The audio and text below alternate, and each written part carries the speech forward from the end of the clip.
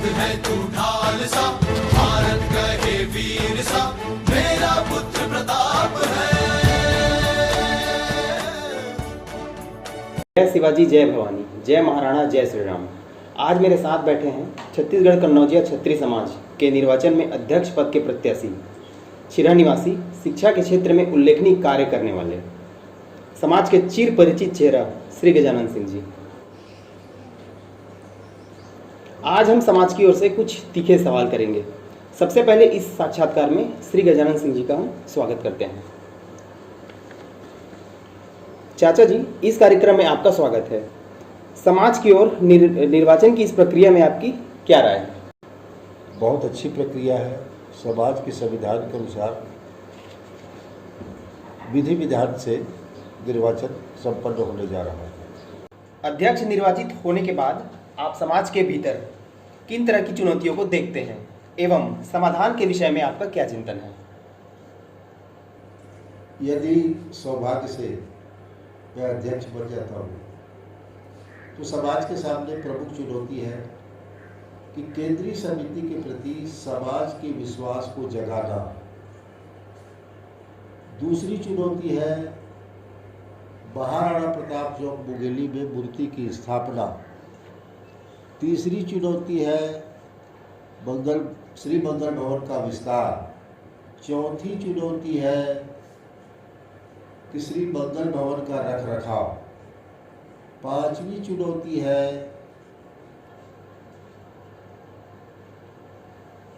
महिलाओं को समाज की कार्यकारिणी से जोड़ना।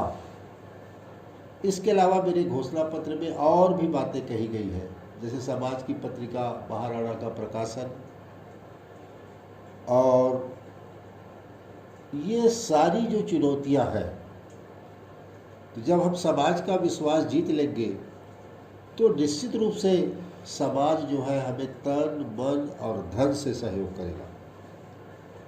तो ये चुनौतियों का मुकाबला बहुत आसानी से किया जा सकता है। आप कुछ वर्ष पहले समाज को संगठित करने समाज के भीतर गांव-गांव जाकर कार्य कर रहे थे। कुछ याद हो तो बताना चाहेंगे? मैं समाज से लगभग 30-35 वर्षों से जुड़ा हुआ हूँ। समाज को संगठित करने का प्रयास अपने साथियों के माध्यम से स्वर्गीय श्री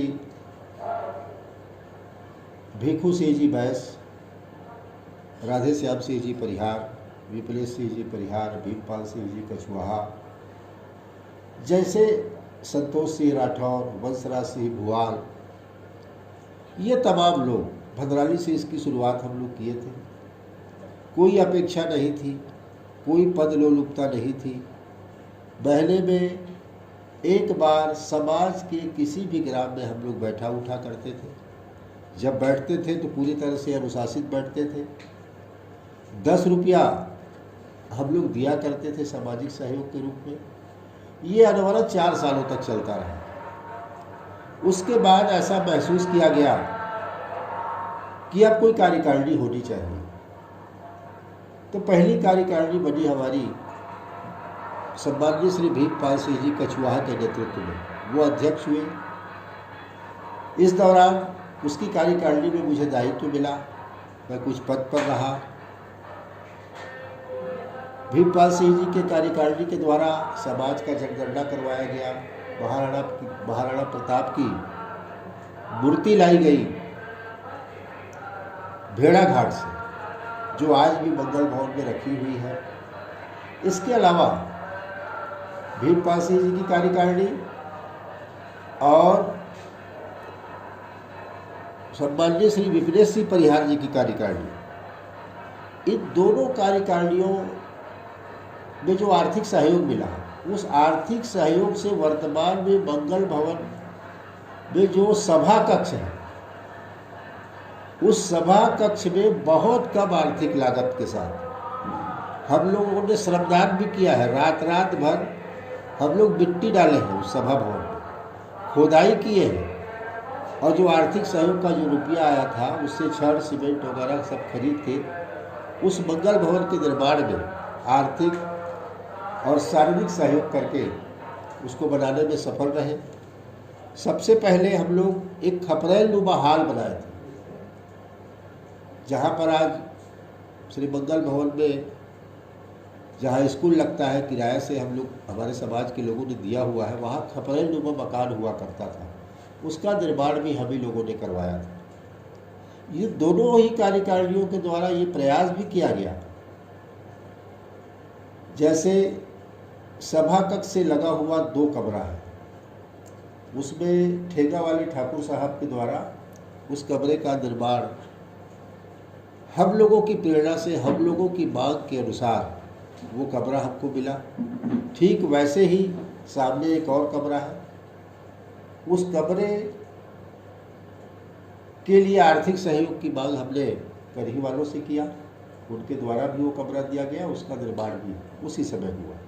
इसके अलावा भी उसके बाद की जो भी कार्यकारिणी रही है, उन सभी कार्यकारिणियों में मेरे से जो भी अपेक्षा समाज ने रखा, उन सारे अपेक्षाओं को मैंने अपनी पूरी ऊर्जा के साथ पूरा करने का प्रयास किया, जिसके चश्मदीद आज भी समाज के अनेक लोग। निर्वाचन के पूर्व लोग दबाव में दिखते हैं, लेकिन आप आत्मविश्वास से भरे दिखाई दे रहे हैं। इस आत्मविश्वास का कारण बताना चाहेंगे? निश्चित रूप से आत्मविश्वास का कारण ये है